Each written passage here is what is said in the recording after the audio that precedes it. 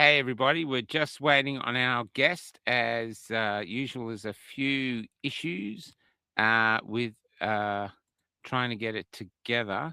While we're waiting, I'll just see. Let's look. Anyway, I can't find it. So, what's happening tonight is sorry, I should look at the camera, shouldn't I? What's happening tonight is a lot of the guys are taking a break. The What the F Boys are taking a break. The Cardi Girls are taking a break. And all of them, everyone's taking a break. So instead of trying to find other guests because everyone's on holiday, I actually find it more interesting to bring on people from our community. And tonight we're having Simon O'Rourke on. And he's a muso. This is one of his songs. I'm going to play his song and hopefully he can come on. He's having a few tech issues, as happens like with B yesterday. So this is his song. And we're just going to find out about his story because he's a part of our community. He's been watching Cafe Locked Up for a long time, but he only recently started commenting, and his comments are terrific. And so I reached out to him, see if he wanted to come on for a chat, and he said yes. So here we go.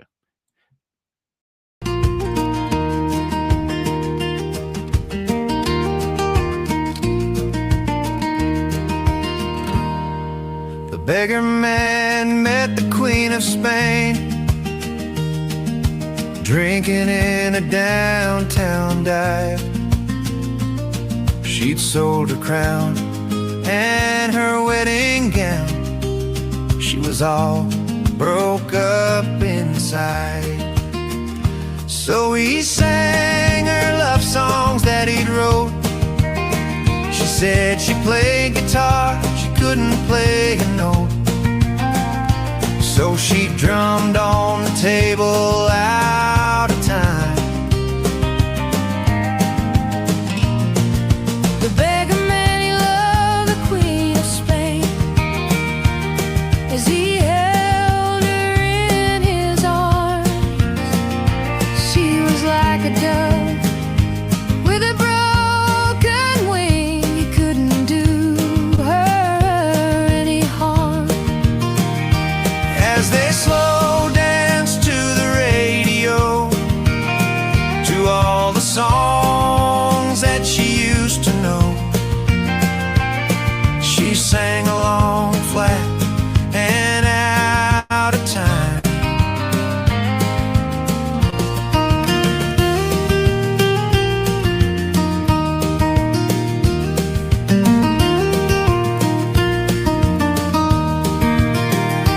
With her Louis Vuitton and her Valium, she had no money to her name.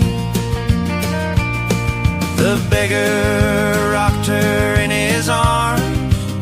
She was the Queen of Spain.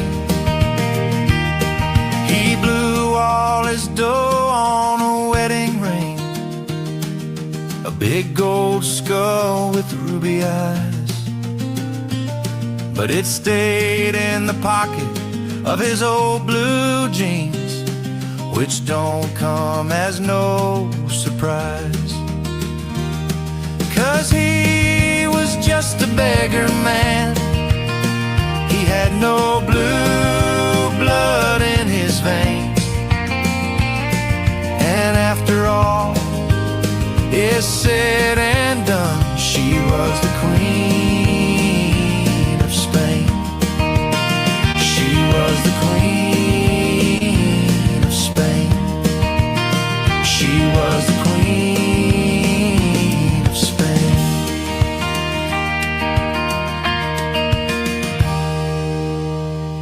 A beautiful little song. Okay, so I'm just going to tell you, I just put this on Twitter just before I bring him in, and fingers crossed his tech's working. And what it is Albo is, they had the shooting on Bondi, and we'll all watch it. It's clearly Muslims, and not every Muslim, but the people, they were Muslim, and yet Albo turns around and goes, "Oh, we got to worry about those extreme right wingers." And so, who are these extreme right wingers that we call freedom people? And so while all the people are on holiday, why not meet them and sit back and listen to the stories and judge for yourself? Is this man tonight, Simon O'Rourke, dangerous because he doesn't like jumping through Albo's hoops? Well, let's hope. Fingers crossed his microphone works. Can you G'day, hear me? Simon. Can you hear? Yes. Yes. Yes, I can. I moved to my old phone. Yeah, that's great. That's great. Yeah. Can you turn your old phone this way?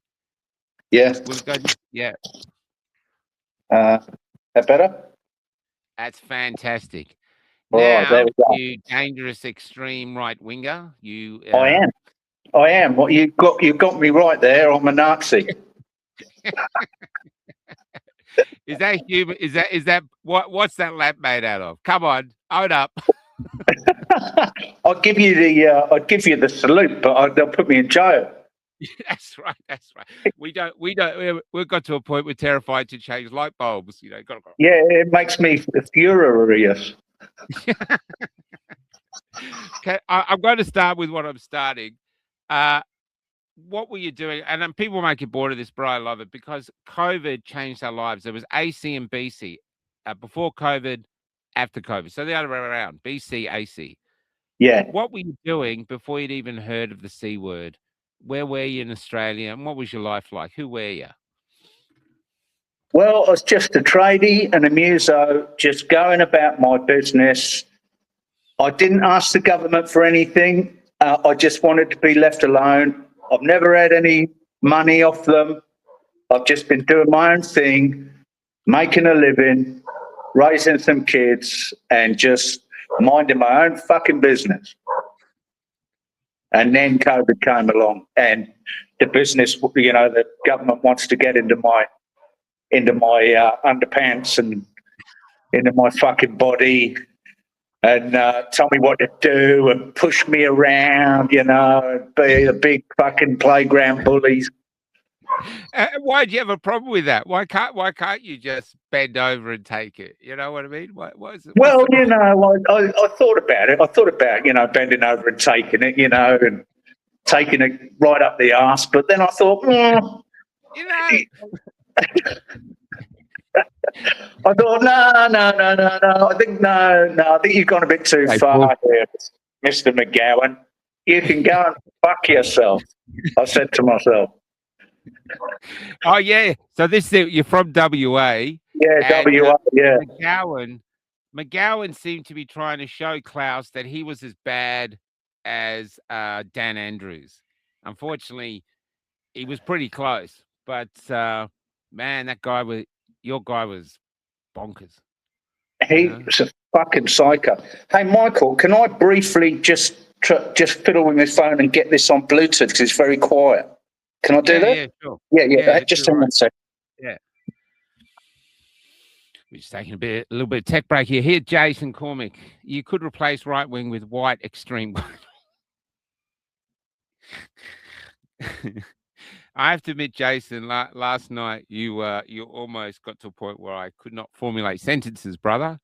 So one of your comments was just the comment of the night. Here he comes.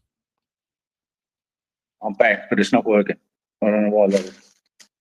You got a little headphone you can put in, like something you can plug in and have a headphone? No, I can just about hear you, but it would be more salubrious if I could hear you through the... Oh, it's fucked. Everything's fucked, Michael. I blame McGowan. I have to admit there are things like that. So anyway, this is Jason here. You could replace right wing with extreme white wing. Yeah, well, that's quite nice actually. That's I could live with that. I could live with that. I have to admit, not only are you an extreme right wing or whatever, but you're also another quite oppressed group that society wants not to hear from, and that is mature white male. Now, have you done anything to stop being a mature white male? Have you? Yeah, I'm a complete, you know. CUNT. I mean, have it, would it be known? But I'm so, I don't really give a fuck. I mean, Michael, I live on my own. I work on my own. I don't socialise. Everybody can get fucked. I don't care what they call me. They can fucking call me what they like. I wouldn't know anyway. I don't have a fucking telly. I haven't had a telly since 2005. I mean, which is probably why I didn't fall for their bullshit. Because, right. most people I've spoken to who really take the magic elixir of life that grants eternal life and entry into heaven. Right. Prematurely gives you premature access into heaven. It's the elixir of life. That's right. It's safe and effective. Yeah. It's safe and effective. Didn't you know that? It's safe and effective. I think it's safe and effective. The only one is, g'day, Steve. The only one it's safe and effective for is the manufacturers. Yeah. Because they're right. They're safe and effective for us. I mean, we didn't take it, but we made $1 trillion. What's wrong with it? Yeah. And they're safe from liability. But one of my pet peeves is people on our side of the fence who say nobody was forced. That is a load of fucking bollocks. It's a load of bollocks. I mean, if you own a dictionary, just look in the dictionary, and coercement is force. Yeah. If you've got a guy with a fucking Luger stuck in your head saying, go and kneel by that pit, otherwise I'll shoot you in the head. Oh, well, that's a nice choice, isn't it? Which will I choose? Will I get shot in the head now, or will I go and kneel by the pit and get shot in the head 5 minutes' time? There was no fucking choice. It was force. Yeah, no, it was. And the thing was, see, I don't know about you, but I was lucky because my kids were grown, and I didn't have $1 million mortgage. I didn't have this highfalutin job. I was an artist. I was used to being broke. But look, this is what they did to people who didn't want to take it in Melbourne. Now, these are not so I took that just before they shot me with a rubber bullet. That's force. Oh, he looked nice. They showed something in Venezuela. Go, look, they've got these bear cats running around. And I was thinking, Venezuela, mate, that's fucking Australia. That's Melbourne, mate. That's Melbourne because, they're shooting grandmothers because they don't want to be saved by the state. So anyway, going back, how would you say you're working on a project? What sort of job do you think you'd do on the project if the owner couldn't sue you, they had to pay you up front, and that was it? Yeah, I mean, it's a perfect business model, isn't it? Yeah, it is. And this has been going on. I mean, you would know all about it anyway. I mean, I'm preaching to the choir, but it's been going on since 1986 when Reagan indemnified the vaccine companies. And lo and behold, they come up with new vaccines every year. Now the poor little babies are getting stuck with 72, 80-odd fucking injections, right? All of them full of heavy metals. You don't have to be an expert to know that is, probably not a good idea. Well, to be injected. That is the point. That's, I think, one of the points is it makes so much sense what you're saying, common sense. And yet so many didn't see it. You know what I mean? That's anyway, we talk about this. Let's get back to you just for a sec. So when it came out, initially, the gay man. Now we're of that age where we came out now, the gay community goes, you know what, we're happier with you in the closet. We like that. We're okay with that.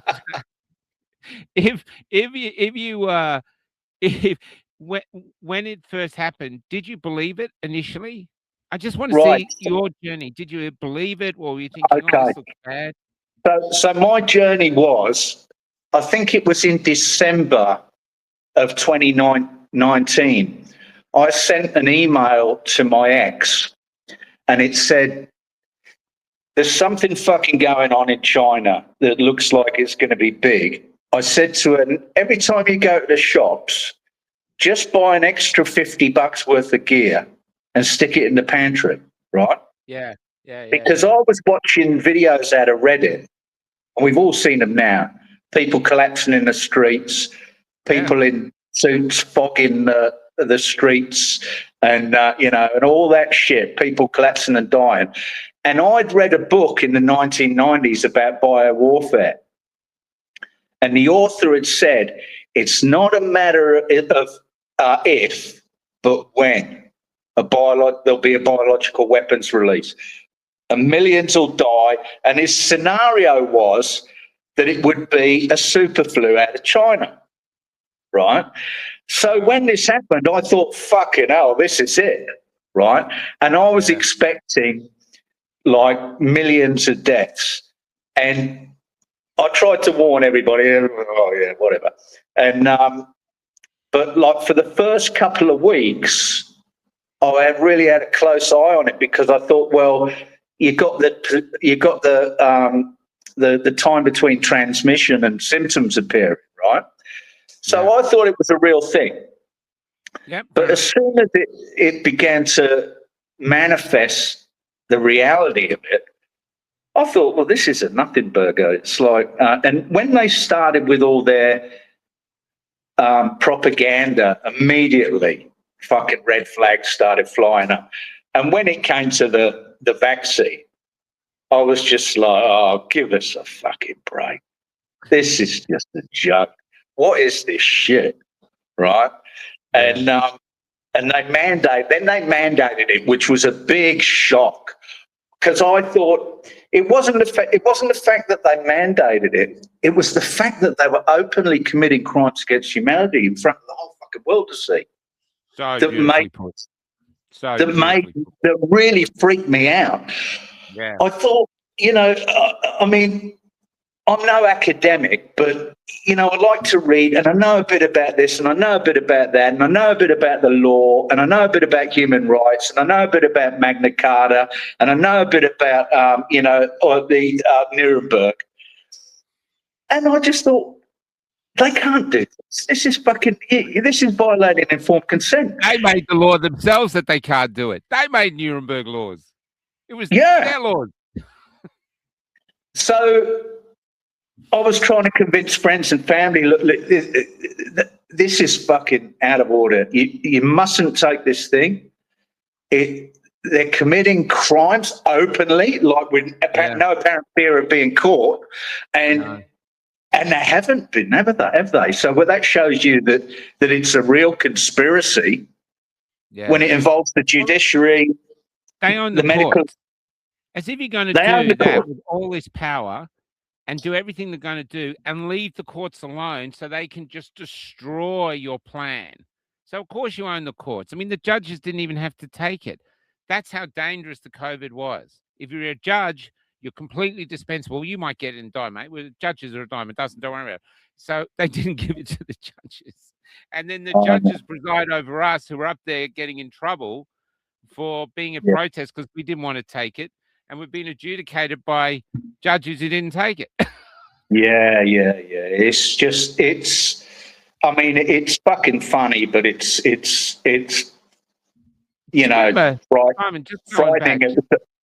frightening at the same time.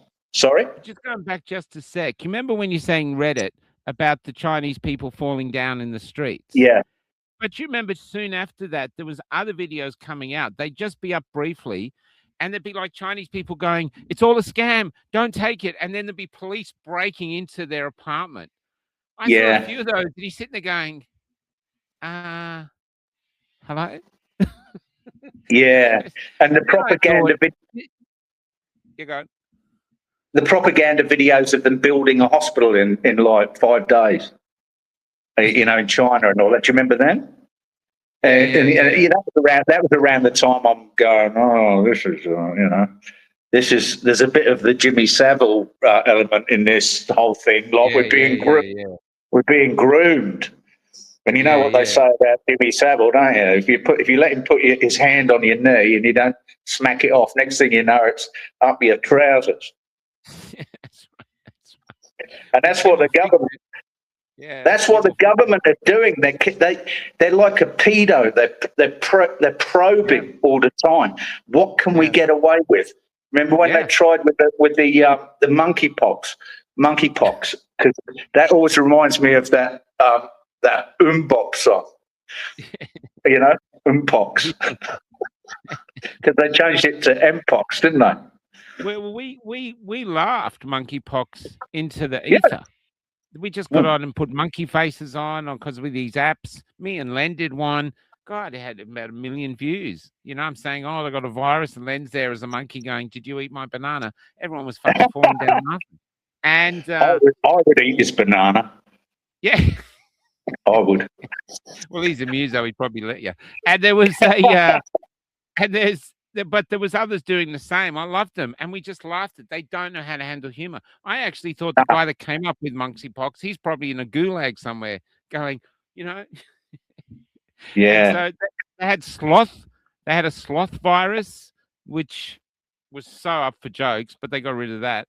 But it's a kind of a madness because it's so clear bullshit what they're pushing onto us now. But the Yeah, issue is people that believe it. This is that's what like separated the community. that's what I was when I spoke to you the other day. This element of it being ridiculous is part of the way of breaking your mind. Nonsense wall. Yeah, if you can get people to go along with it, what they know is just bullshit, Yeah. then you've broken them like you break a horse. Yeah. And then they'll go along with the next thing and the next thing and the next thing. It's just don't pick me. Just pick that other Jew in the line. Yeah, and I'll survive another day. Yeah, you know that's why like Schindler's List. That's Schindler's List. There's a part in there's a young kid that was going to get killed by the Ralph Fiennes guy, and then Ralph Fiennes lets him go. And he walks back to the camp, and Ben Kingsley is walking, and then you see Ben Kingsley hunch his shoulders because the kid's on the floor. He's been shot, but Ben doesn't even look at the kid. He knows he's there, glances down, but he just keeps walking. He doesn't get angry, doesn't do anything. Oh, I avoided that one. I think a lot of people are doing that. Oh, the vaccine didn't hurt me, so I'm okay, and they don't give a shit about the other ones that have been hurt. Yeah, I think because what they've done. There's an underlying latent fear in society, an energy, a vibe of terror, and this is what every totalitarian regime does. They bring about a feeling of terror that's just bubbling underneath the surface. Yeah. And, a lot of people, we can't, as awake people or whatever you want to term, we look at these people and we think, how the fuck do they not know that something is wrong? But I think they do. Yeah. I think they're just like, they just got their head down and they're hiding from it. They can't face it. Yeah. Yeah. I mean, you were saying the other day about people who've lost, the whole family to the jab and like they still won't condemn it. Which makes you think, so they won't attack the killers of their family, and it's democide, really. And it's what they do that because they're still in survival mode. And it killed all my family, but I'm still alive, so hopefully the government will let me go. And when B. Winfield was mentioned last night, it's the most baffling thing from the last 5 years is where's the rage? I mean, you're being, but some people know. Like the most incredible interview I did was a guy called Robin. He said, "I want to have my say." It was like 9 o'clock at night. I was really tired. I was in Bendigo Caravan Park, and he did the interview in a sort of one of those camp kitchens. And 3 of his 5 kids have myocarditis. 2 of them are on pacemakers, and he just found out the day before that his daughter was now going to have a pacemaker the rest of her life. And he knew it was the jab. He knew that chances are he was feeling strange things, so he could be next. And there was no anger. There was no, what he said was, yes, well, you just have to deal the cards you've been dealt. And we've been dealt jokers. I thought, no, the government is slaughtering your kids, mate, your legacy. They're killing them. And for some reason, you're going, shame I got the jokers. You know, it's like it didn't make human sense. Now, you got 2 kids. Now, if someone injured one of your kids, what's the response? Have you got a daughter? Well, I've got 3 kids. Two of them are approaching, they're in their late 20s. They both got jabbed 3 times, despite me begging them not to. I've got a son who's 18 and he didn't take it. He listened to me. And I am fucking mad as fucking hell, mate. I mean, Not on the outside, you know? they appear to be okay. Good. But I can tell you, Michael, I have done my grieving over the last 5 years. I've grieved for them like they are dead, because I don't see anybody getting away with this, you know, who took it. I think it's just, you know, it's just ticking away, and boom, cancer, boom, heart failure, whatever. Yeah. Blood clot. It's a very clever, insidious, evil biological weapon. Yeah. And, you know, I'm mad as fucking hell. I tell you who I'm really fucking mad at is my ex-wife, their mother, because all of the poison dripping that she did throughout, we split up when they were fairly young. And all the poison dripping that she's done through the years, all the bullshit and the lying about child support, and he doesn't pay for this and he doesn't pay for that and he doesn't pay for the other, which is all bullshit. One of my daughters thinks the sun shines out my ass, loves me, but the other one I'm estranged with because she's taken it all on board. And when it really fucking counted that they trust their dad, it had all been undermined. It had all been undermined. You know, Noah fucking built the ark, but it was no fucking good if the family didn't get on it, was it? All the effort would have been for nothing. And, you know, it sounds weird, but I've been building an ark. I could see something like this coming a long time ago. And I got myself into a position where I was waiting, I was ready for it. And I could have supported them right the way through that. It wouldn't have mattered. My daughter said to me, but Dad, I'll lose my job. I said, fuck your job. Get another job or I'll support you. But they went and got it 3 fucking times. And then, you know what the biggest kick in the bollocks is, Michael? My eldest daughter got pregnant with my grandson after being jabbed.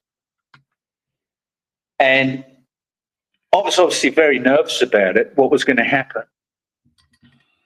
But she had the baby, and a week before the baby was born, my other daughter and her mother asked me to go around to their house and do some, you know, fix some things for them. And on that day, I'd been on a Facebook group, and there was a grandmother complaining that she wasn't allowed to see her newborn grandchild because she refused to take the DPT injection. I didn't know anything about it. And I said to them, whooping cough? Yeah, a diphtheria, whooping cough, and tetanus, and a trivalent vaccine. And I said to them, what's this about this DPT vaccine? They said, oh, yeah, no, you won't be able to see the baby for a couple of months. And I went, what? And my eldest daughter didn't even talk to me about it. She didn't even give me an opportunity to get it. I mean, she knew that I wouldn't get it. And if she'd have talked to me, I mean, obviously I would have tried to talk sense into her, but I would have tried to negotiate something amicable, like, you know, let me see him through the window, or I'll wear a mask, or I'll wear a fucking spacesuit. I'll wear the Apollo 11 fucking spacesuit, and you can spray me with fucking Dettol, right, for the whole time with a fucking garden sprayer, right, because I'm a danger to the baby, right. Yeah. So the baby was born. I couldn't see the baby, and then after a couple of months, not not the mother of my grandson, but the other daughter said to me, "Hey, Dad, when are you going to come and see the baby?" And I said, "Well, what baby?" And she said, "Oh, come on, Dad, you know, like," and I said, "You know, Michael, I thought I'd be able to handle it, but that was the fucking straw that broke the camel's back for me. After everything we've been through, that fucking cunt, Bill Gates, got into my fucking home, into my family, and separated me from my grandson. And the weapon he used was my daughter. And we're still estranged. I've never met my daughter or my grandson. And he's coming up for 3 years old."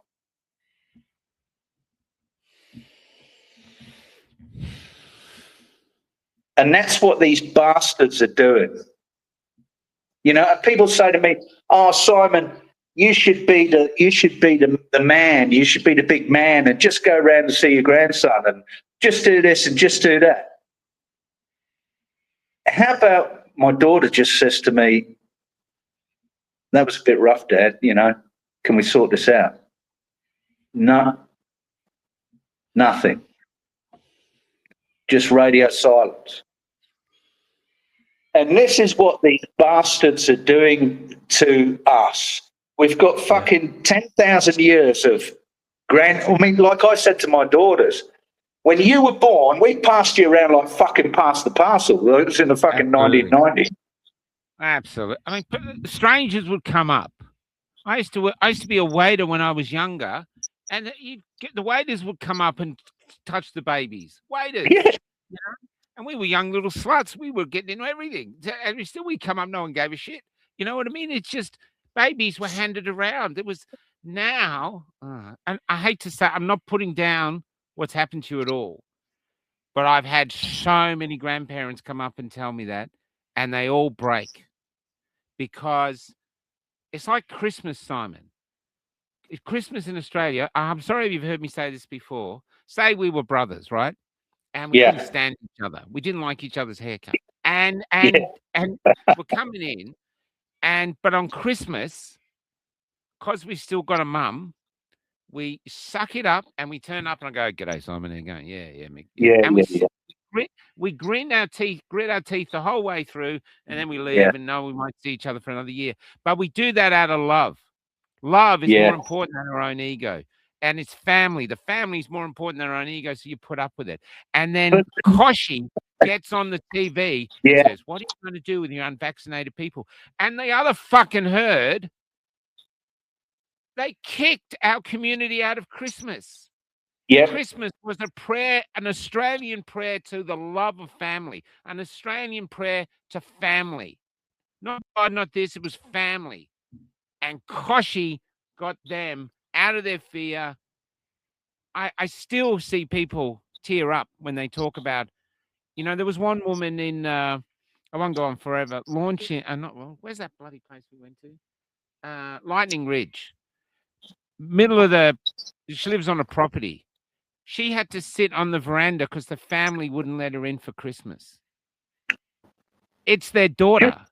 She came out of the mother. The father made her, and she's sitting on the veranda alone.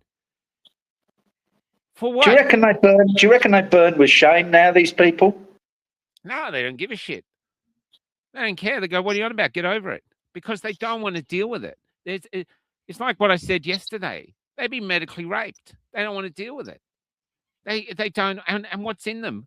The most beautiful story is Tom Vogel was telling me he had a mate in his car once driving him somewhere. His mate was jabbed. And the mate suddenly said, "What's in this stuff, Tom? I've given it to all my family. We're always sick, constantly sick. And one gets sick for a week, another one gets sick for a week. No, we're just constantly unwell. There's something in us. What is it?" And Tom didn't know what to say. He didn't know what to say. But there's this guy in silence opening up to his only friend, brave enough to speak out because Tom's a trooper. He just speaks out all the time with what the fuck. He doesn't care. He's beautiful about him. Oh, I see. What the fuck guy. Yeah, Tom Poe. Yeah, he's great. Yeah, he's fantastic. I listen to him occasionally. Yeah, I've been, but you've been my mainstay through the apocalypse. I've been like I tell you, I've been a lurker. I've been lurking in the comment section, not just reading the comments, but not commenting. I'm like, Well, that's what lurking. you want. I saw you Yeah. suddenly. You had that great picture, which I love with the banjo. You had that great picture, and then suddenly you're making these comments, and it's like I've tried to get Jason on. I've tried to get a few others on. Jason might come on a bit later. He's hilarious, but your comments were succinct. They were Christian. I'm trying to get on too, and others, but they were just great comments.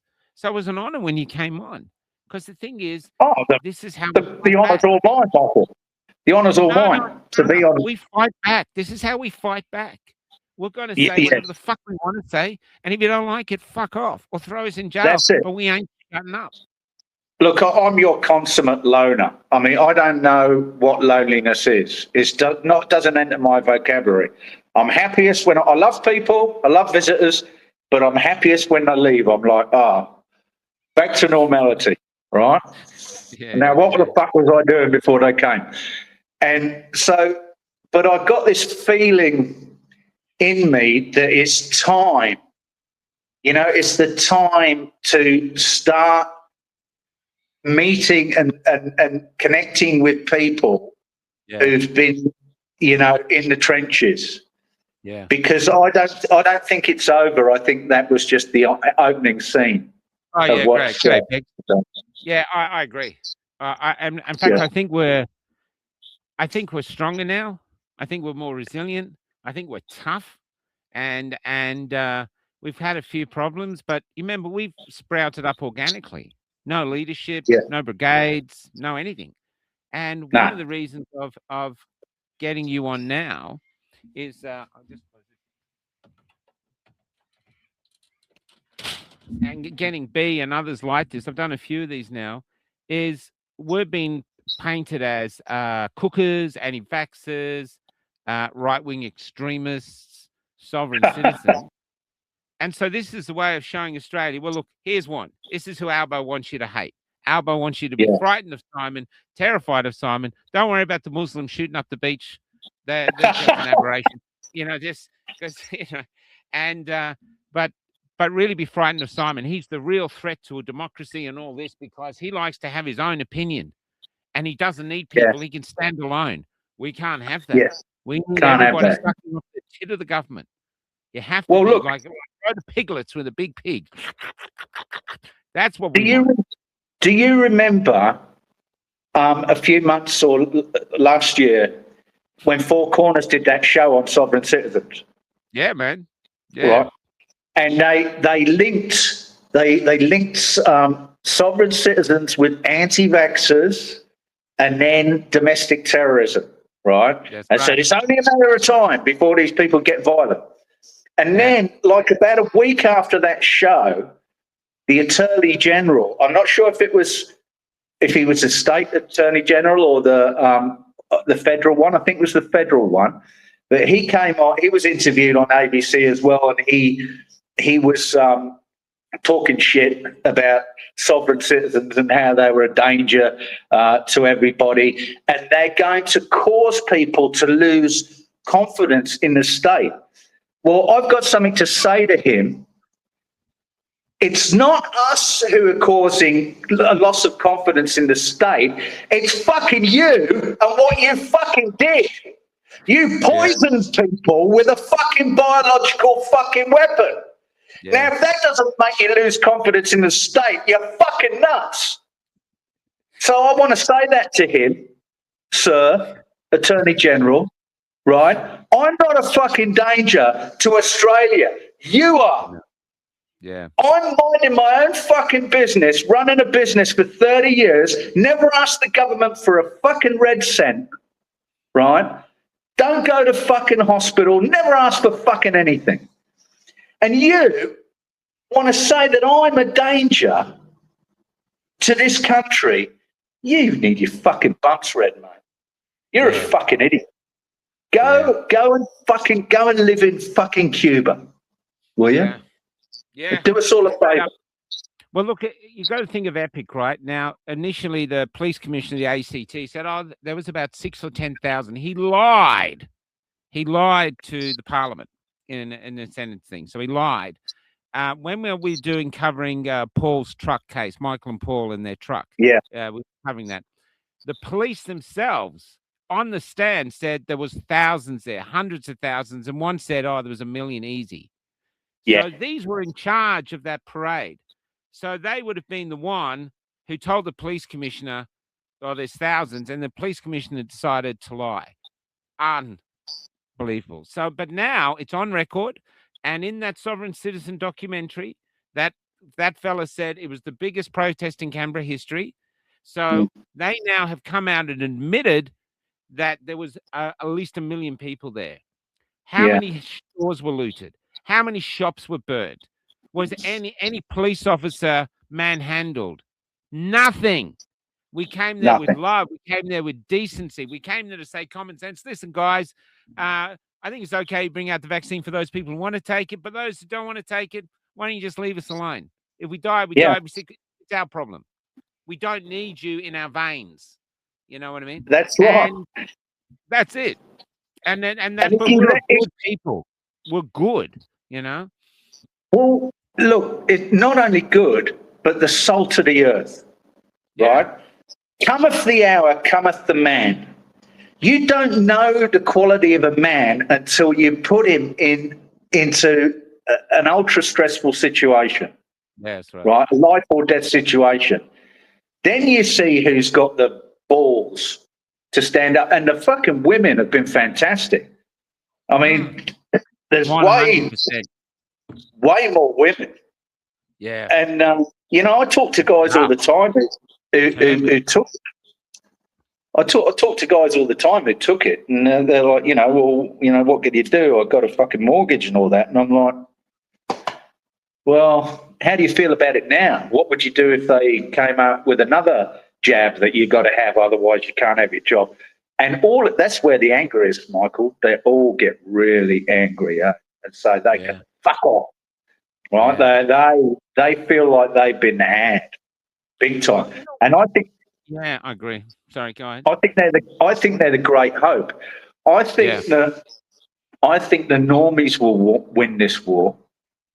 Yeah, they'll push it too far, and they'll just shut down. Yeah, and the economy will go down the gurgler. Yeah, right. If they try to pull that mandate shit, because I reckon there's about, I reckon the numbers that they give are too high too. I reckon about a third resisted all around the world. Yeah, some countries more. Barry Young from New Zealand, the guy that released the data, he's got the data. He can prove that he reckons it's about 70%. So you're right. It's about a third didn't take it. And we meet them all the time. People not even in the movement, they come up and they go, yeah, I didn't take it. I had a falsie, whatever they did, however they did to get through it. So they are there. Yeah. Know? So these things always go in thirds, because if you look at old social experiments, like, there was the one where they would get somebody to turn a dial to give somebody behind the screen an electric shock. Oh yeah. And a third loved it. They were cranking it up. They're the people who were calling for us to be put in concentration camps and banning us from Christmas. That's that third. Yeah. Then you had a third that flat out refused. No, I'm not fucking doing that. That's us. Yeah. But the third in the middle did it under duress. They were fucking crying and bloody pleading, and I don't want to do it. Fucking do it. Okay. And if you get that third to join our third the next time, it's all over. Yeah. It's all over. That's right.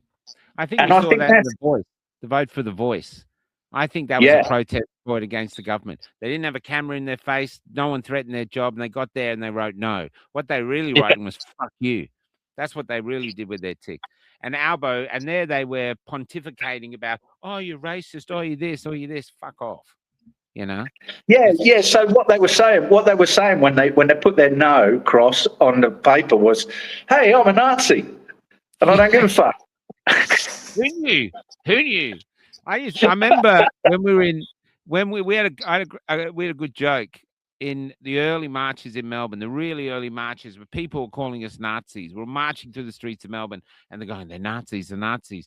I said, if Hitler had known that there was this many Nazis in Australia, he wouldn't have committed suicide. He would have fucking emigrated, and you know, and restarted the thing here, because Australia's full of these Nazis. I mean, it's just even the Nazi thing that we see is bizarre. Here's the leader of this new Nazi party, and he just happens to be walking through a park on his way back from the court. He decided to walk home, and he just happens to walk past, and there's the premier doing a live by herself, no police, and he just happens to walk past her, and they happen to have an altercation.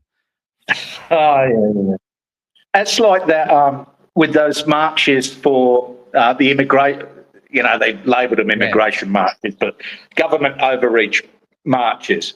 I called it the March of the Normies, right? So I went to the one in Perth. I think the first one, and I was thinking, oh well, this is good, but it didn't have the same lovely, beautiful, chaotic vibe of the anti-vaxxer, the salt of the earth marches. But they were all there with their flags and that. There was a few speakers, and then the speakers were due to march up the street from the park there in Perth, and the speaker said, "Oh, look, we've been asked by the police not to march yet." And then I watched them usher in these group of Nazis with their Nazi banner, and then the police ushered them through, and they started marching, so they were leading the march, and then all the normies started following, like shit, because it started right, started marching. There's these Nazis goose-stepping up the front that look suspiciously like police, Michael, but, it's like extracurricular activity, you got to have some extracurricular activity. Yeah. Would you like some overtime? Oh, yeah, what is it? Well, all you got to do is dress up like a Nazi, a goose-step down Hay Street. Oh, I'm in. Double time. So, needless to say, I saw that and I thought, well, fuck this, I'm going to the pub. So I didn't march. We're moving on. Let's move on now to digital ID. First off, before we do, what is your view of the serious concern of farting cows that we have to inject them with a no farting vaccine? Are you for that? Or are you I can't even say it with a straight face. Or are you against it? Am I for it? Well, it sounds perfectly reasonable to me. I mean, look, basically, Michael, I'm for anything that makes Bill Gates happy. He's a philanthropist. He loves humanity. If he wants to inject fucking cows with a poison that turns the milk into a fucking toxic sludge that kills the babies, as long as he makes a few billion out of it, that's the main thing. So, yeah, I'm all for it. He's a giver. He set up a creche on Epstein Island. That was very nice of him. Yes, but let's move to digital ID.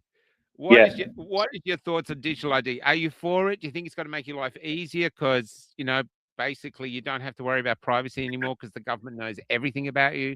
Or are you a bit reluctant to hand over your life details? Everything they do appears to be following the Nazi playbook. Ironically, they call us Nazis.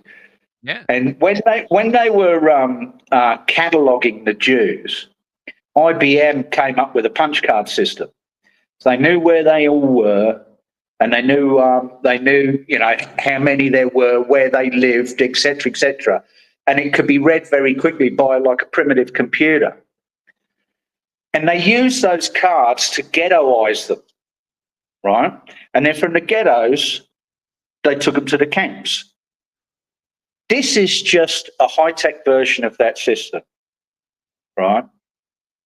This is, if we allow digital ID to become essential for life, we're fucked. It's a life and death situation. Yeah. So I won't be doing any of it.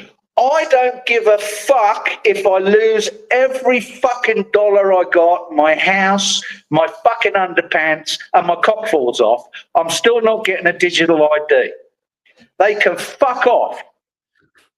So that's my answer to that. Okay, that seems you Yeah. seem pretty. You're Seems pretty sort of reasonable. set. Yeah. Yeah, I'm fair street enough. set. Yeah, I think there's a bit of an element of doubt there, you know. But I no, don't. I'm pretty. Interesting here though that like I'm seeing in England, they're really firing up in England about it. You know what I mean? They're trying to push it. I saw something, I don't know if it's true, but Keir Starmer is saying every child born will have to have a digital ID, and if the parents refuse to get one, they'll take the kid off the parent, and the state will raise the kid. Yeah, Now, there's so much happens on the internet now. You don't know. That's AI trying to get me enraged, so I watch more shit. It's not actually true, but I share it because I can't stand Keir Starmer. I put it on Twitter, and people go fucking nuts about it, and so. Great, it's your propaganda, think but that- it's helping our cause. So I don't give a shit. I think that was from the. I think that was in the newspapers. So I think that was. Okay, so it's great, but it's Yeah. insidious. I mean, literally, Oh, what look, we're that- seeing is you read 1984 and went, "Holy shit," and they read 1984 and go, "Hey, this is good." It's like an IKEA manual, you know. There's fucking it's this insane. It's two Yeah. different views. And I saw one guy going on yesterday in the comments. He said, "What's wrong with digital ID?" You know, I think it's and you don't even want to give them an answer. You're just going, you know.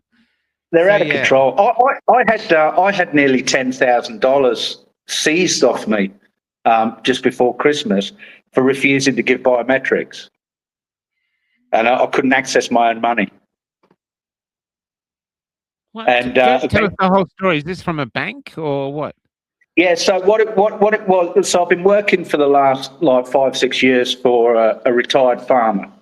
He's got lots of properties, and I look after all his stuff. And he always used to pay me with. He's really old-fashioned. He paid me with a checkbook.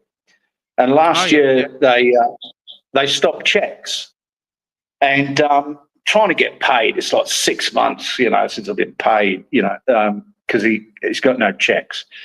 So I downloaded the Square app, right, which is tap and go. Then got his credit card and tapped it and get the money. And so that worked for a while. And then in December, I tapped like $9,500, whatever. And immediately got an email from Square saying, we need to verify who you are before we can release this payment to your bank, you know, and it will be quarantined. The money will be quarantined until it's reviewed on the 17th of January, right? It's right before Christmas. Just took my money. So I got onto the chat on the app and said to them, listen, because I looked at what they wanted. They wanted facial recognition. Yeah. Yeah. And I got on the chat and I said, look, there's no way I'm doing this. You already know who I am. You don't need to verify who I am because I had to verify who I was when I opened the account, right? Yeah. And I've got the same number and the same email. You know, this is bullshit. I'm not doing it. So you can cancel the transaction and close my account. Oh, we can't do that. You'll have to wait for the review, you know? So I'll get in the app again. I'm looking in the app, and there's an option to refund money, to refund a payment. So I did a refund, the money back onto his card. Then I'll get another email saying, oh, your request for a refund will be reviewed in 7 days. So I got in touch with the financial complaints authority or something, the Australian body, government body. And I spoke to a lady on the phone and I told her what happened.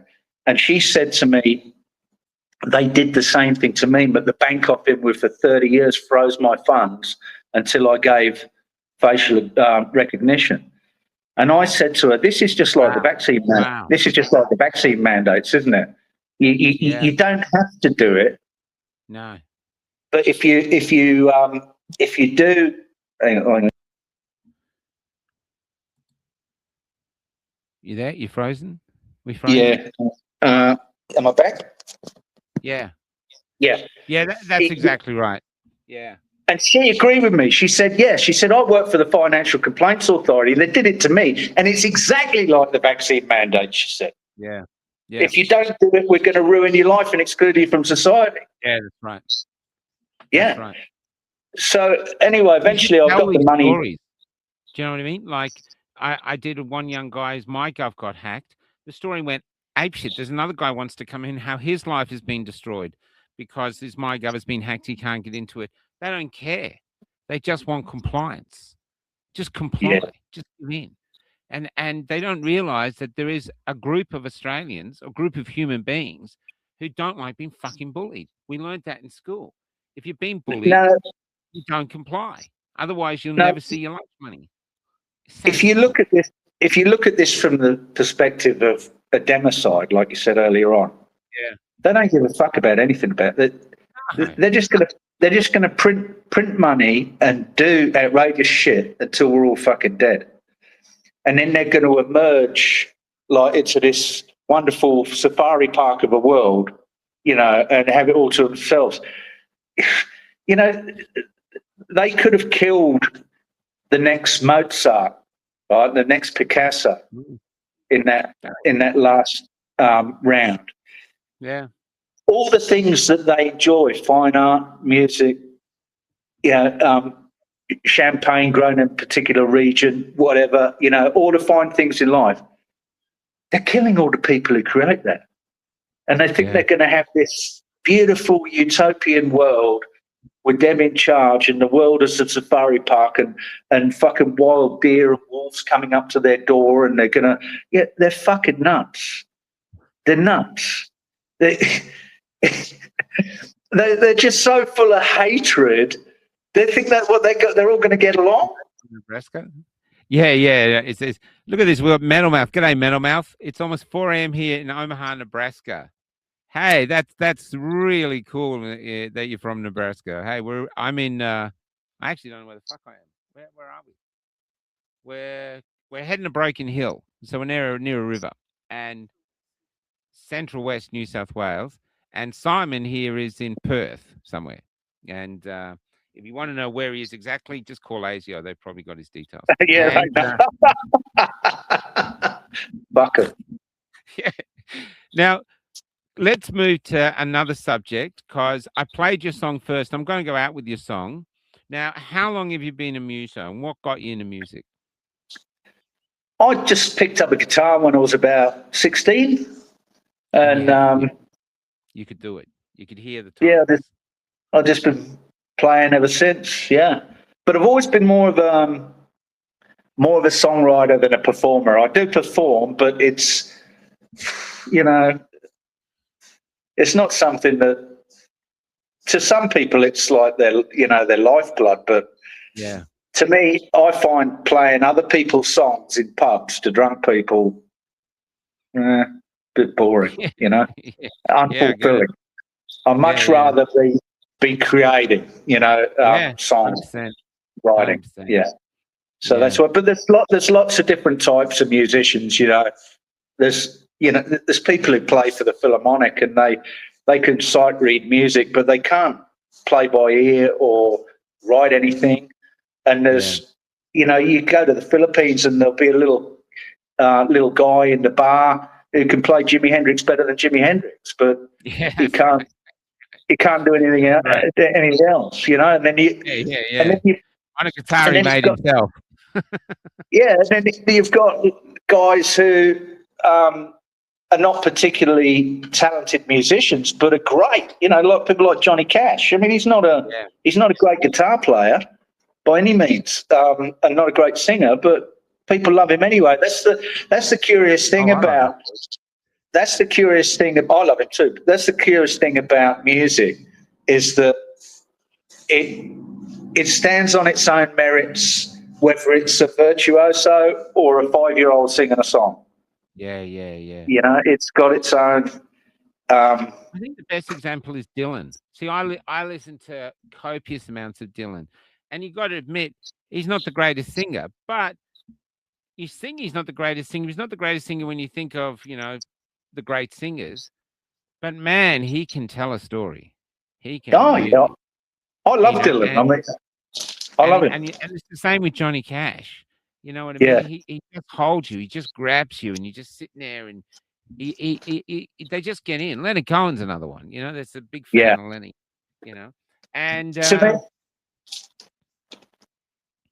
To me, I love songwriters. You know, I love yeah, me too. people who write a good song. Yeah. Towns Van Sant is one of my favorites. Who? He's an American. Towns Van Sant. He wrote I a song don't know. Pancho and Lefty. He's they said he was like the down south America's version of Dylan. He's not as good as Dylan, but he wrote some beautiful stuff. And he used to go around just singing his own songs, and he'd be crying to them in the bars. Look him up, Towns Van Sant, and it's just the stories he told were just. I love stories. I just love the song. I know the song Pancho and Lefty. Yeah, that was his biggest hit. Yeah. Yeah, Dylan's done a version of it, and Willie Nelson too. Willie Nelson. Yeah, I haven't heard Dylan's version, but yeah. Yeah, but it was a great bit poetry in it. You know, there's some great poetry in it. It's There's some poetry that doesn't make sense, and when it does, Dylan does this. It's a line that doesn't make sense, but somehow it does make sense on some other level. I understand it. You know, it's the greats do that. You know, you're thinking, wow. Yeah. And they're the lines you remember, even though you don't actually know what he's talking about. He's a fucking genius. The guy's a genius. I went to see him. His crappy concert. I went to see him in Melbourne, and everybody was walking out. It was just a huge swathe of people walking out. So about a third of the audience walked out, and he didn't give a shit. And then he finished, and we all gave him a standing ovation. I gave him a huge standing ovation. Why? Because that mate is Bob Dylan, and I've been in the presence of Bob Dylan. I am blessed because this man is effing genius, off the scale genius. You know. Yeah, I've seen him about 5 times. Yeah, but I would go and see him again. All the songs. Everyone sits there going, they just want to hear the songs, and he won't do it. And then he's like halfway through a song, you go, "Oh, this is Times Are Changing," and everyone's trying to sing along. It's such a weird way. No one can get the note. They're all pissed off. Just sing the damn song. Yeah, I was going to say that. Yeah, he does strange versions, and you think you're halfway through, and you think, all right, okay. yeah, he's good. But I love your song. I love your songs, mate. I love your songwriting. Great. Oh, it's just poetry, mate. It's just AI puts music to the poetry. But that song you did is an AI version of one of your songs. So you're a muso. Everyone's musos are scared of AI. They hate it. But you're actually a long-time muso, and you're embracing it. And why is that? Yeah. So to me, it's just another tool. So look, people don't realise, but if you want to record a song like that quality, you're looking between 10 and 20 grand. Yeah, that's right. Right. To go into a studio, you've got to manage a bunch of musicians, which is like herding fucking cats, right? It's a fucking nightmare. They're all insane, narcissistic, egotistic fucking loons, and who just love to sabotage you and your work. So that's apart from that, they're great, right? But it costs a lot of money. So huge. So what I've been doing is I've got all this back catalogue of songs that I've written that have like just withered on the vine because they've never been recorded. So I just sit down and record myself singing them with an acoustic guitar, upload them into the AI, into Suno, and you can go into the settings, advanced settings, and get it to do like a faithful cover. So it doesn't interpret it too much. It follows the melody of the vocal and the guitar. But of course it adds the full rhythm section in and whatever else you want. I mean, if you want banjo and fiddles in it, you can get it to do that. And so you've got that track with the AI interpreting your voice, which is what you played, right? So that's full AI. But then the stage I'm at now is I can then get that track, download the stems. So I've got all the tracks individually, right? Yeah. I could keep the rhythm section and play the guitar myself, right? And I could put my own vocal on it and back into the track, remix it, and then it's Simon O'Rourke guitar and vocals with AI rhythm section. Yeah. And you've got a studio quality track. Now that, when, you know, it's different if you're successful, but when you're just a jobbing muso like me, I can't afford to go to the studio and spend 20 grand to produce a track. So it's the way of getting your music out there, and also for like people like you who are not a musician per se. No, the only instrument I play is in my pants. There's no other instrument I can play at all, you know? Well, it gives you a chance to make music. So what's wrong with that? I love it. It's great. I mean, I love that Lucky Country song. When the first time I heard it, I thought, fuck, this is great. It hooked me straight away. That's the hallmark of a great song, is if it becomes imprinted on your memory after the first hearing, you know it's really good, you know? So I'll tell you one of the history of that song. Ben Antoniadis, before he decided he didn't like me, he did a cover of it, which was great, but we can't use it now. But going back further, I was going to muso after muso going, listen to these lyrics, and I'd sing it, you know, and I'm not a great voice, but it goes like this. And they'd go, they loved it, but none of them would touch it. I don't understand why. They would not touch it. This is Melbourne, and I think it's challenging. These are fucking musos, mate. It's your job to challenge society. You're an artist. You're supposed to hold up a mirror to society and go, you sure you want to do this? You sure you're happy with this? You know, I used to get in trouble in the theater because I used to say theater, basically you got to grab them when they come in. And I used to watch the audience. I used to sit there in the corner and I'd watch the audience to see if they shifted around. I think, okay, obviously there's something boring in that piece. We've got to fix it up. But basically, to me, I wanted the audience member to come in and get blown away, have their life changed. We're not decorators, we're artists. It's a really important job. And you don't have to, anyone can do it. Like, look at that guy in America with Rich Man north of Richmond. On his last bucks, thinking committing suicide because nothing's happening, he writes one song and he takes over the world. And the song was so powerful that the rich embraced it, knowing we got to embrace this song because otherwise it'll come back and kick us in the ass. That is the power of that song. Is that the guy with the ginger beard? Is that the guy with the ginger beard? That guy. Yeah, I can't remember his name. Someone will put it in the comments what his name is, but I'm a huge fan of his.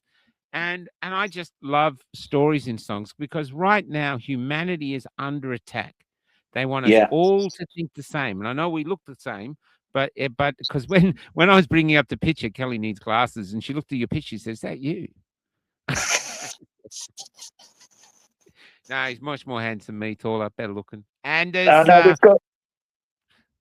we've got that Celtic warrior elder look. But the thing is, this is what we need. And this whole 5 years, apart from 5 times August, the music is coming from our community, from Matt Finlay and others, and coming through. Where are the artists? They joined a thing called vaccination. They all got on a thing and said, let's do what the government says. Because how did that happen? How did that happen? You know, and it's realizing worse than that cleverly, without us even knowing, Tom McDonald. Now, Tom McDonald's a great artist. Cleverly, without us even knowing, the government, through the grant system and everything else, has been sanitizing art.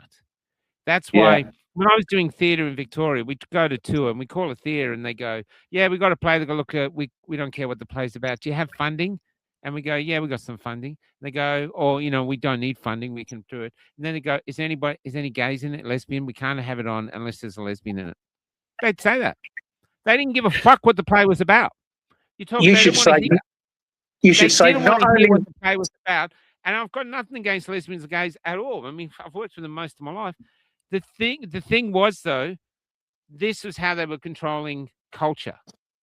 Mm. And this is what they were doing. They'd only fund stuff that people didn't, and no one was coming to see their stuff.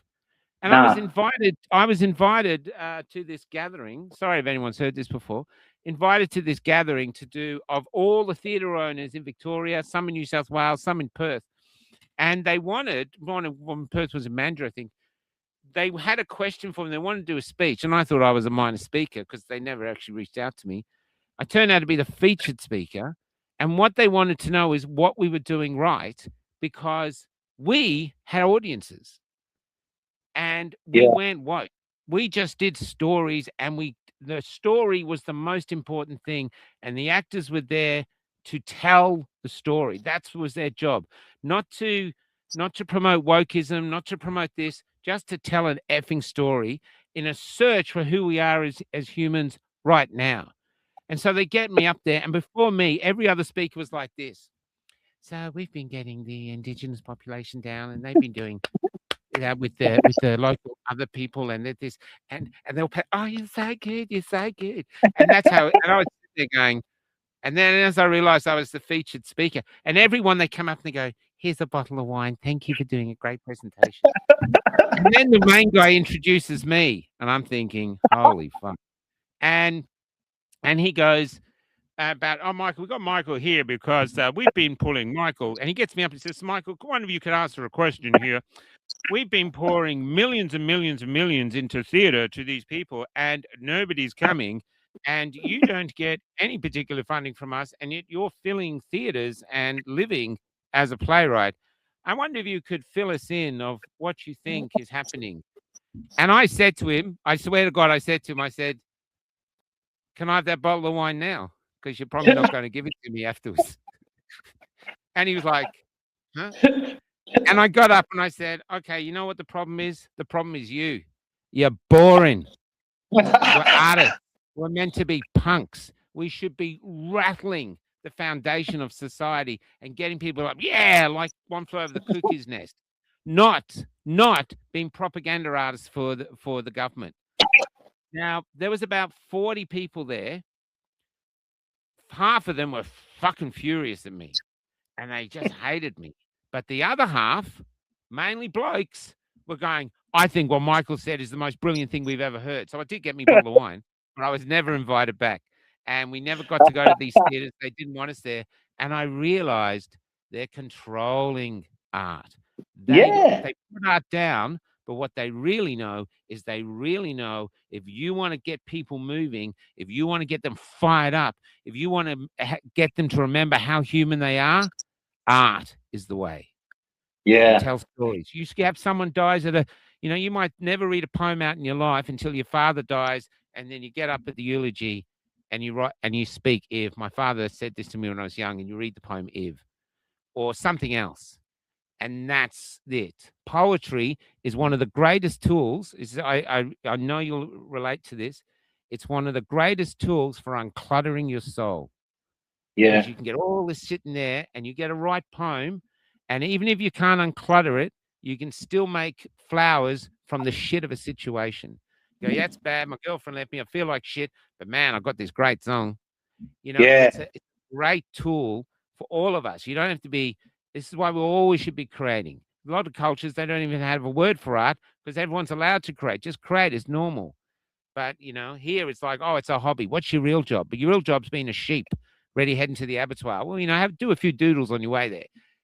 We are creative. I love it when some dealer breaks my heart because they fucking write some great songs. Exactly. No one writes. I mean, how many great songs you listen to about someone going, yeah, I'm really happy. Everything's pretty good. My girlfriend's pretty good and kids are good. Everything's good. But Michael, do you think you could just squeeze one little lesbian in there? Maybe a midget one. Just like slip it in for your next play. Maroon actually has a gay guy in it. One of the youngest guys is gay. But that was based on a real story. I met this guy. He told me his story where his family, it's an incredible story. So his family moved to Bendigo, somewhere around Bendigo, I think. and they built their own church and a whole like a community, and they hated homosexuals. Homosexuals were agents of the devil set out to destroy humanity. And his father was the parish, whatever, his father was the spiritual leader. So this guy grows up and he hates gays. And then when he gets about 14 or 15, he realizes he is gay and he can't tell anyone. And then eventually he decides, I'm gay. I'm not evil. I'm not an agent of the devil. I'm going to confront my people and say, listen, I'm gay and I'm not. And he was their only son, and they cast him out. Oh, really? They cast him out. He actually went back. They cast him out again. And I said, can I use that in a play? And so if you see the play Maroon, this character, you only know their names, their statistics, because they've all committed suicide and failed. And then they're stuck in this waiting room, can't figure out why they're not going back. And they've got to open up. And this his number is 134, so you never know his name. But that's the power of it. And the power of it is the family going, as we did with COVID, the family's going, love is not enough. There's something more important to the family than love. So they cast out their only son because he likes dick instead of vagina. It's ridiculous. He likes a cock. Yeah. So what if you look, to me, growing up, I liked the gays because, to be honest, they were far better looking than us. The women loved them. They had great bodies. They just looked, a lot of them looked fucking amazing. They're a good laugh. Luck to the girls. If you wanted a bit of fun, you got to come to the Fuglies. We didn't get those genes, but we like spreading our genes. You know what I mean? And to be honest, this is a real truth. This is a real truth to anyone. They put down white, mature males everywhere, and they put down heterosexuals. They portray that. But everything you see in this country, everything you see in the world, everything you see in this country, from a nail to a hairdryer, if it wasn't for heterosexuals, you'd have none of it, because we bred all the people that invented that shit. Yeah. We are the creators of society. So you've got to start treating us with some goddamn respect. Just because you don't like the way society's going, this is us. You can get all the trans people and all those people together, and they will not build a society that lasts past one generation. The guys have fucked themselves up anyway. I mean, when I was growing up in the 80s, they were like, they were on the fringes of society. It was like something dangerous and risky, and like they had their own culture. Now they got child support cases and fucking they're in family court. They fucked it for themselves. That's right. I don't understand now. I've never understood. I think the trans movement, to be, and look, my Anna is a trans woman. I'm good mates with her, and she's been trans for 30 years. She goes, there is no trans community. We don't hang out. We don't talk to anybody who's trans. We just don't. It's a myth. But what they're doing now, this is what I think they're really doing. And Miss Lister, who we've had on, says this. She's lesbian now, living up in Byron, I think. And she says they're wiping out the gay community because they go to the kids who are probably, one girl's a lesbian. And let's be honest, they're born that way. They're born that way. I remember being at a Christmas and someone very dear to me said, gays aren't gay. They're just doing to insult God. And I was eating Christmas dinner. I said, I can't say who said it, but I said, listen, love, you don't take your dick up her ass unless you like it. I'm sorry. and it didn't go very well, but it's the truth. And so we're going there, and what they're doing is eradicating. We all grew up with people who are gay, and we knew they were gay. We knew they have a right to be. That's the way they're created. Who knows why they're created that way? Who cares? They're right that way. They're right to pursue happiness in any way thing. But this trans thing in the schools is getting in and going, you're not really gay. You're a girl. Yeah. You're not really gay. You're just a boy. Let's transition you, sterilize you, and you'll be in the right path. And they're eunuchs. They become eunuchs. They can't have sex. That's right. They can't. Have you seen what they do to the girls? They got this scars. They ring bark their wrist, right? Yeah, that's right. And then they sew it into like a fucking Cumberland sausage, and sew it onto their urethra, and you just got like none of the muscles and that. It's just like it just dribbles out of this fucking flaccid sausage, right? I know. And then they go, "You're good to go now. You're a guy." I know. It's fucking, it's so No, no. barbaric. Mind blowing, and also, I mean, look, to be honest, a dick's very handy when you're out in the bush. You need a slash. A dick is very handy. I had a 100-year-old woman say a joke to me once years ago. I was doing Meals and Wheels voluntarily. I wasn't on crime release or whatever. I actually just was volunteering, and this was years ago. And she said to me, Did you hear about the little boy and the little girl at the picnic? And the boy went off to have a wee, and the girl looked down and said, That's a handy thing to bring to a picnic." He's 100 years old. And the thing is, I was like 16. I was like, but the thing is, like, take balls, right? Now, to me, I'd be happy once you've had enough kids. I'd be happy if they withered and fell off, because walking around with two sort of, Yeah. how would you say it? Super sensitive avocados down there. It's a pain in the ass. You know what I mean? So, they want to transition, but this thing, I don't know anyway, we're running off the target here. But the thing is, I think it's vile. I think it's evil. If you want to transition, wait till your 20s, and then have a really good think about it, some therapy to make sure. And if you have gender dysphoria, good luck to you. But stay away. Well, what's wrong with being a lesbian? I mean, I don't get the choice.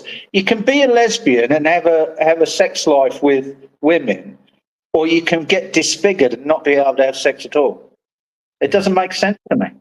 Yeah, it's awful. But what do I know? I'm just a middle-aged. Now they're trying to push white that if we heterosexual males don't date trans women, then we're transphobic.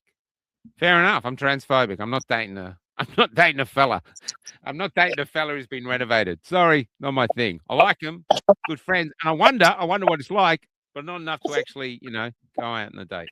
Not to take the plunge. You don't want to take the plunge. You don't want to dip in the water. You don't want to put your foot. So you're a transphobe. You're a transphobe, Michael.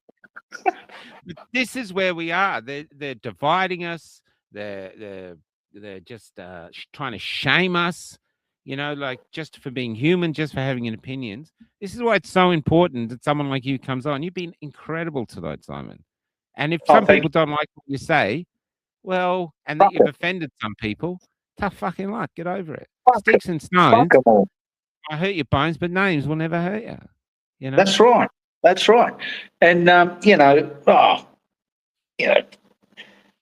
don't think that I'm saying anything particularly outrageous. It's just fucking, common sense. Common sense.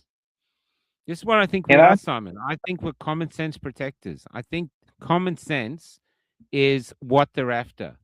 One of my dogs uses my nuts like a launching pad to jump.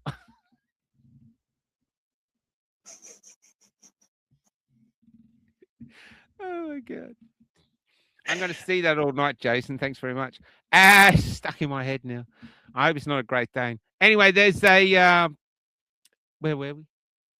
Where were we before Jason rudely interrupted us? Trannies. What's that? No, we've moved on from trannies. No, common sense protectors. This is what I'm telling everyone. So we've got 3 symbols. 832 is what we want. We want the truth to set us free. We'd actually like to spend a little bit of time on the planet, just a little bit, where we knew what the fuck was going on. So 2 is the blue bee is us. It doesn't live in a hive. It doesn't follow a queen, but it likes to be a part of society. So it wants to be an active part of society, but think for itself. Hello, that's us. Not sovereign citizens. We're just people. And then, but I think to unite us all is to go, we are all, and our goal here is to defend common sense, because that's what they want. Because once you give up common sense and you let someone else tell you what's right and wrong, you're a slave. Well, that's what they're after, isn't it? I mean, they're criminalising free speech and anything outside of the narrative. They're I mean, Jesus Christ! I grew up in the 70s and the 80s. I mean, it's like, how the fuck did we get here? I mean, it's just unbelievable, isn't it? Really, when you think about it. You Yeah, I know, did. They were great times, but it was simpler. You know, I say to people all the time, my community's probably bored of hearing me, but you remember we go to the tip. Do you remember that? You go to the tip, you could run around to the tip in bare feet. You bring home more than your father took, and he'd be losing his shit. But then you go and jump in the river off the bridge, and he'd yeah, send you there, jump off the river, and all these things. No, now, like we're next to this river now, we found a way to hide away. We've got a real great freebie tonight, but it's on and off road. But everywhere we go, no camping, no camping. We got all this fucking space. And they're like, no yeah, camping, no camping. Why can't we camp? We're Australian. This is our land. That's our state forest. Why can't we camp? Whose business is it of yours? We're not disturbing anything. We were on the river last night, and Kel, she's got to do this post. She's a beautiful. You up to? No, she won't be up to tell them. Anyway, so we're looking for caravan parks, and because it's Christmas, this era, they're way too expensive. We just can't afford it. And yeah. so we found this freebie, and it was just full of people, row after row of caravans along this river. No signs saying no camping, no signs telling you what to do, no police coming down, no council workers coming down, making sure we were all, abiding by whatever statute. We were all separate, and there was no fighting. No one was doing anything outrageous. Everyone just got on. You leave Australians alone, and we just get on. We like being alive. We respect each other. We're a really good, decent people. That's what I feel underneath. Look, I came here in 1991, and it was a real, it was a different place to the rest of the world, at a real, like, larrikin. The Crocodile Dundee thing wasn't that far off of your average Aussie that you'd meet in the pub, like would be a cheeky bastard, like, funny as fuck. And everybody took the absolute piss out of each other. Everybody gave you shit, and nobody cared. And it was all prawning in the river and beach culture, and it was, you're getting invited to Barbies round the pool every fucking night. Now it's a third world shithole. Yeah, it's fucked. Yeah.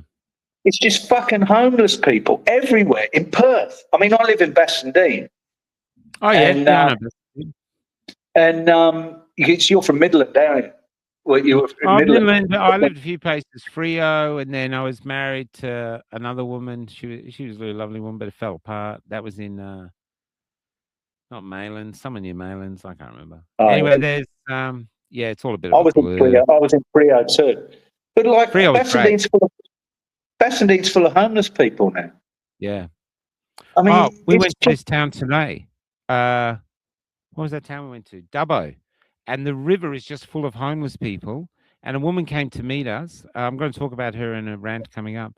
But she said the town is getting so overcrowded with new immigrants, Indians, and this migrant. It's not putting them down, but it's not immigration. It's mass migration. Yeah. And so she said that, you go to a gym class, it used to be a couple of Indians, now it's mostly Indians. And the only place where the Indians haven't taken over is the homeless. The homeless are all white people and Aborigines. Yeah. It's the same in Bassendean. Every other face is Indian. So my family on both sides is Irish. But on my mother's side, they spent 3 generations in India, because my great-grandfather went out to India to fight in the Sikh wars, and they stayed. Yeah. And he's buried in Sakur in Pakistan. And when in the 1950s, my granddad had to move to the UK because they had to make a choice whether they were going to be Indian or British. And they were forced to go back to the UK, but they had to leave all their wealth behind, right, which was a substantial amount of money, right? Wow. Gone, right? And now I've seen so they were in Birmingham. So I was born in Birmingham. I spent a lot of my childhood in Birmingham, although I didn't live in Birmingham. And I saw our street where my nan lived was all what they call Birmingham Irish. Every kid was called Declan, Sean, Patrick, right? It was all Birmingham Irish. I tell you what, Michael, now you can't walk down that street as a white man. You get your head kicked in. Wow. There's a mosque at the end of the street. It's just, it's like, I looked at the demographics recently. It was like in the 90% foreign and 70% was Pakistani, right? So I've seen it play out throughout my childhood. The slow, like, replacement of the culture. Culture destruction. It's a destruction of the culture. Yeah, it's a destruction. It's like the East End of London, you know, like that's gone. Pie and mash, fucking Pearly King, Pearly Queen, up the elephant, round the castle, or the Sweeney, fucking Only Fools and Horses. It's gone. It's fucking gone. They've all fled. The remaining whites have fled to Essex.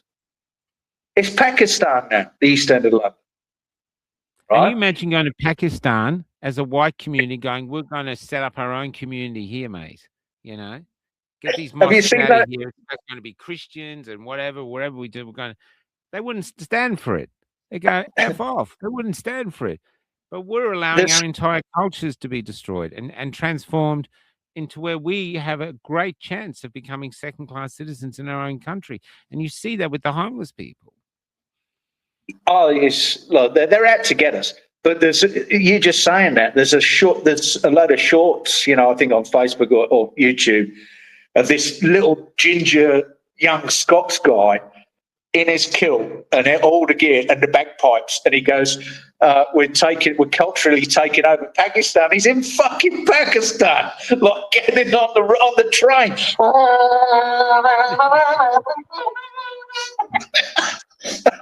Pakistani's like staring at him with his mouth open. He's over there taking over Pakistan. So it is happening. The pipe flows both ways. Yeah. Yeah. And look, I think, like, I'm an immigrant in this country, and this is what people are saying, oh, yeah, anti-immigration. We're not anti-immigration. We need immigrants, and we need immigrants from bring all the cultures together, meld them in. I bet there's lots of people from Europe would love to come, even Americans. It'd be great to have some Americans here. But this is different because this is culturally different to us. Oh, my God, thank God you're wearing pants. Just get a cider. Oh, get the cider first. And they don't care. They don't care. These politicians that are doing it, they've grown up in this country. They're Australians, and they don't care. They just don't care. And that's what I get flabbergasted about. They don't care that they've vaccinated the country mostly against its will. They don't care there's all these people injured and dying. They don't care that there's a lot of people now can't afford to heat their house or cool it. They don't care because they're out to get us, Michael. They're out to get us. It's warfare. Yeah, it's psychological warfare. That they don't care, and yet, because you know what, they don't care. Everyone wants to know. Should I tell the story? Everyone wants to know. We've had a story about my phone today, but look, it was just that Indian guy was crook. I don't think most Indian guys aren't that. It's just this Indian guy was a thief. But yeah, it's a really strange. But now we've got a trouble. See, now we've had a good old white man whinge. One thing I said to me, and this is what Cafe Lockout is based on, and I've always tried to do this, although it gets hard. Is a young woman, sorry everyone has heard this, a young woman said to me early on in the marches, because I was doing speeches and I was sort of, I was good at the speeches. So I was getting a lot of the speeches and that's because of my work. I was a playwright. So I know what I'm doing. Anyway, she said to me, she was a loner like you. She said, I'm a hermit. I'm an introvert. And when the introverts stand up and start talking, you got to take notice because we hate doing it. And she said, Michael, you have a moral obligation not to sell hopelessness, no matter how tight its grip. Yeah. And this is where we got to go. And there's hope, brother, in the fact that, and let me finish. There's hope, brother, in the fact that you, with a great voice, have finally said, fuck it, I'm going to speak. And you've come on. There's the hope, because it's been a great show. Yesterday was a great show. Today is a fabulous show. And it's to hear from a mature white male who's just telling it like it is, stripping it down to its fucks, and it's fantastic. I applaud you for coming on, brother. I really do. Oh, thanks, mate. It's no problem. Anytime. I enjoyed it. What does everybody think in the audience? What do you think? Is he a keeper? Let's see. Let's see what they do. Because we're a community here. I watch them. They sit there. I'm interviewing people, and they sit there all chatting to each other. Hi, Jan. Hi, this. I feel like say, hey, we got a guest. We got a guest here. They're all chatting with each other. But it's lovely. It's why I love going live with this small little community of people who just want to be human beings, which means we decide we hold on to common sense. That's how we navigate life, and it lets us become who we are. We just want to be left the fuck alone. Absolutely. Okay, here we go. Yep. Dan Murphy's a yes. Anne Rieger is a yes. Keeper. Butterfly Heart. Simon is great. Carol, keeper. I enjoyed the chats. It's always a good thing. Leander, 100%. Oh, that's wow. You're kicking it in. He's defo a keeper. You're going to put all these up, Kel. 100% keeper, says Paula. Yeah, definitely a leper. Oh, no, keeper. Good day from Canada. Carmen Lewis, even the Canadians want you around. Oh, I love the Canadians. Those Canadian truckers, they stuck it up that Justin Trudeau, didn't they? Yeah, this is Aussie Seeker. I'm homeless over migration jobs. Yeah, you poor thing. I know. It's, yep, all going through. I'm in Bassendean too, Simon. Louise Milligan. Oh, Louise. We're having a dating show coming up. Louise, oh, no. Get through. I'm a confirmed bachelor. You don't have to marry them, but it's nice to, they can't put up with me. I'm just too fucking difficult.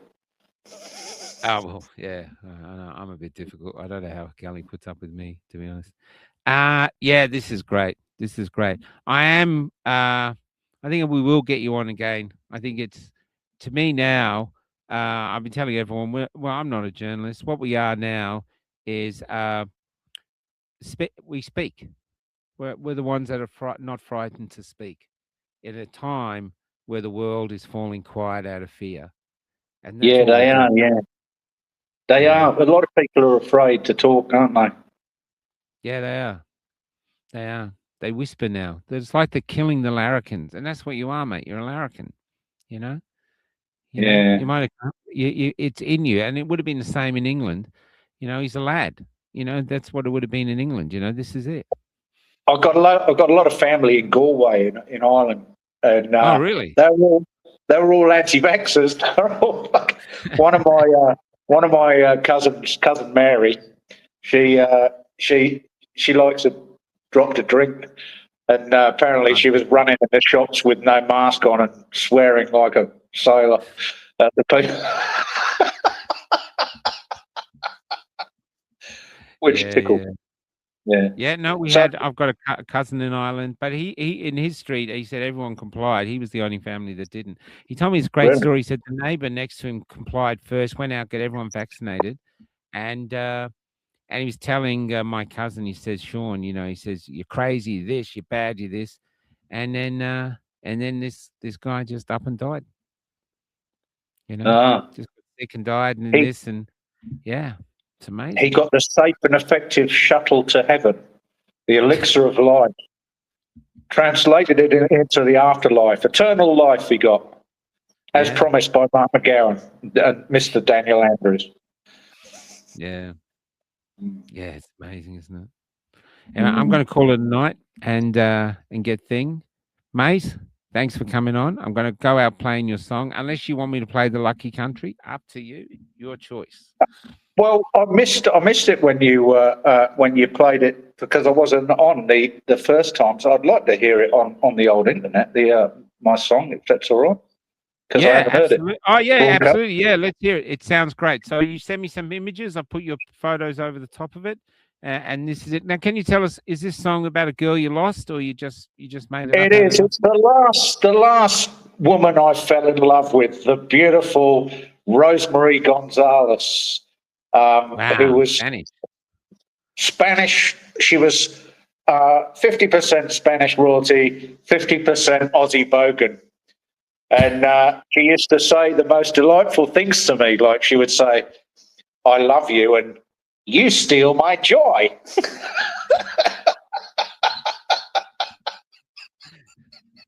Yeah, She was a were you character. together?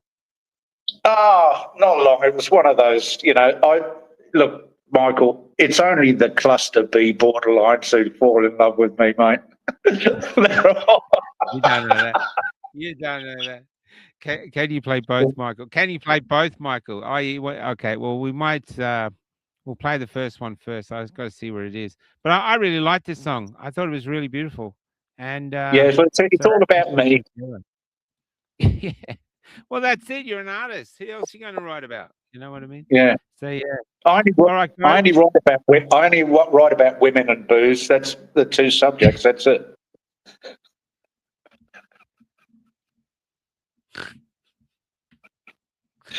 What else is worth writing about?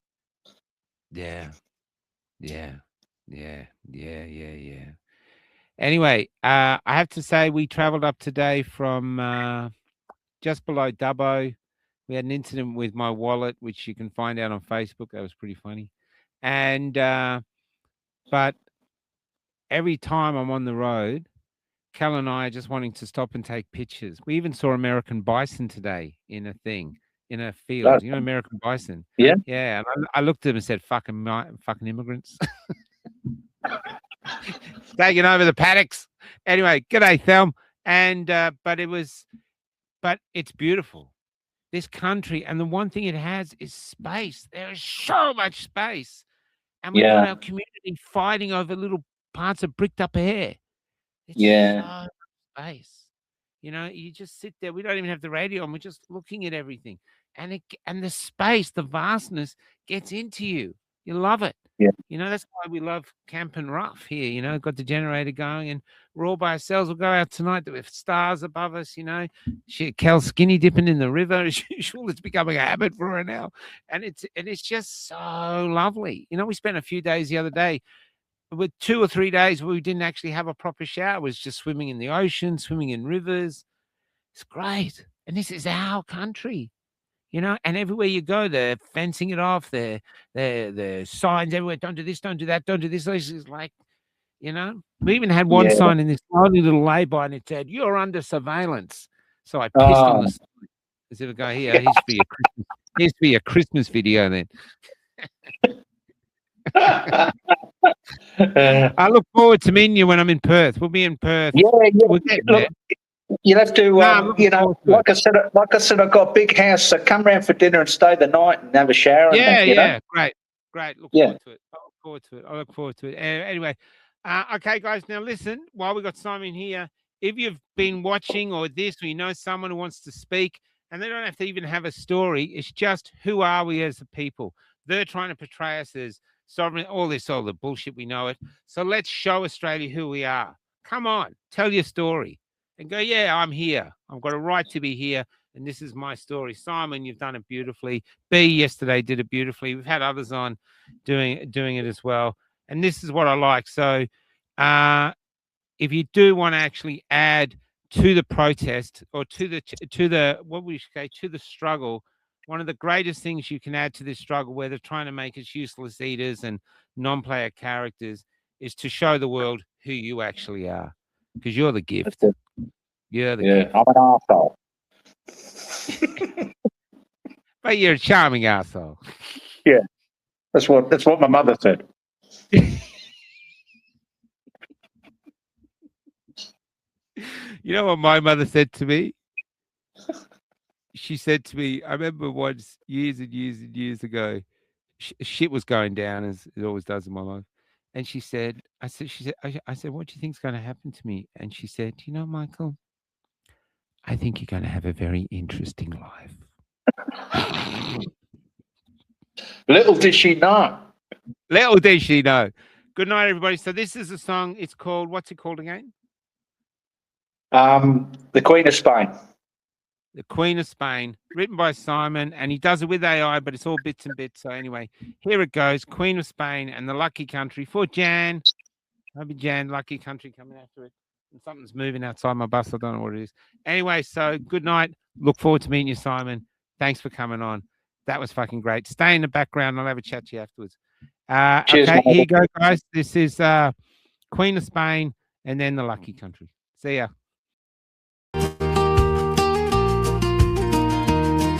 Oh, and Lee is on tomorrow night. Lee. So we'll see you tomorrow night at 8 o'clock with Lee.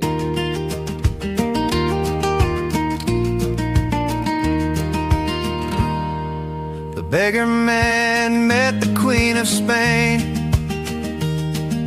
drinking in a downtown dive.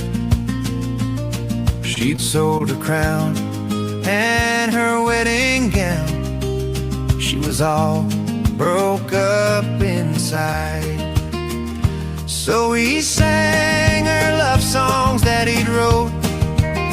She said she played guitar, she couldn't play a note. So she drummed on the table out of time.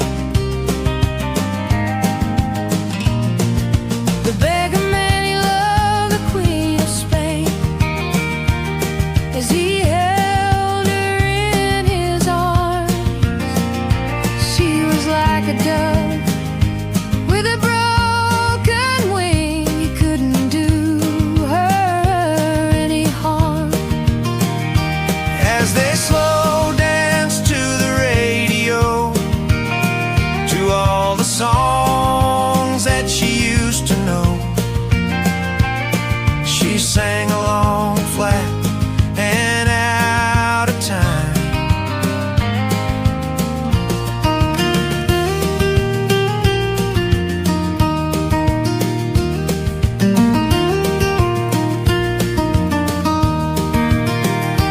With her Louis Vuitton and her Valium, she had no money to her name. The beggar rocked her in his arms. She was the Queen of Spain. He blew all his dough on a wedding ring, a big gold skull with ruby eyes. But it stayed in the pocket of his old blue jeans, which don't come as no surprise. 'Cause he was just a beggar man. He had no blue blood in his veins. And after all is said and done, she was the Queen of Spain. She was the Queen of Spain. She was the Queen of Spain.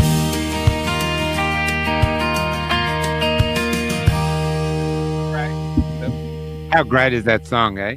I'm going to play the Lucky Country now for Jan. But listen, if anyone wants to do a cover of this, let me know. I can send you the song, I can send you the lyrics, and I can send you the stems, which means we can send you the music, and you can do a cover version of it if you like. With any of the songs, let us know. And anyway, this is Lucky Country. I'll see you tomorrow with Lee. And on Sunday morning, we've got a new show with John Stapleton, the journalist who was on the other night with Paul Conlon. And he's got some major elder people who have been amazing journalists, amazing activists before our time. And he wants to come on and talk to them. He is an incredible voice, a credible gift to the movement. And so we'll be doing that probably 10 o'clock Sunday mornings. Then we'll do East in the evenings. So look forward to that. But this is the Lucky Country. And most of what's happening in this are true stories that I just turned into poetry. Good night, everybody. And stay frosty. Stay frosty, because they're coming. They're coming to bring you down. They're coming to bring you down. So, you know, just if you're ever feeling like you're about to give up, just remember that the instructions of how to fight back are on the end of your finger. You just got to look there and you'll find all the instructions you need to keep fighting. Good night.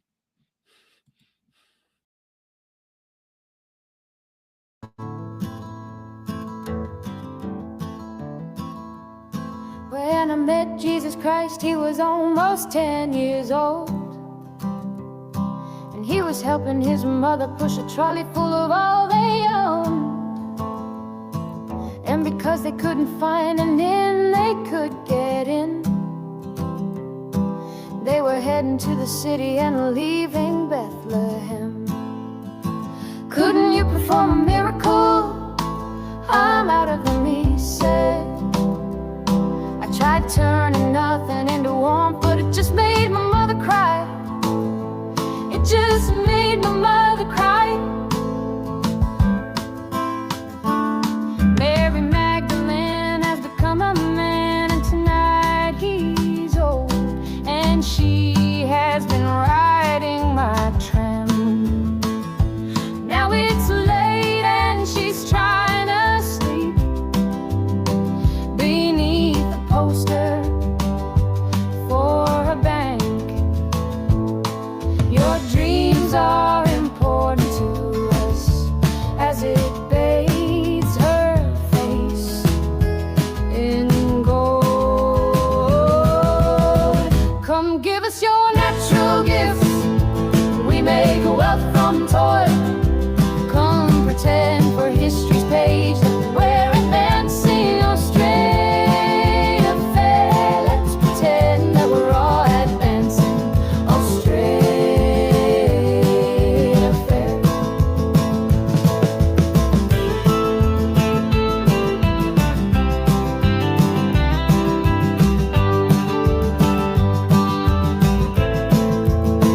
Back down the road I found the church we built on the black man's bones was empty, and out the front a sign read all but sold. A sign read all but sold. And we all owe so much money, but to whom we're not quite sure. So hey,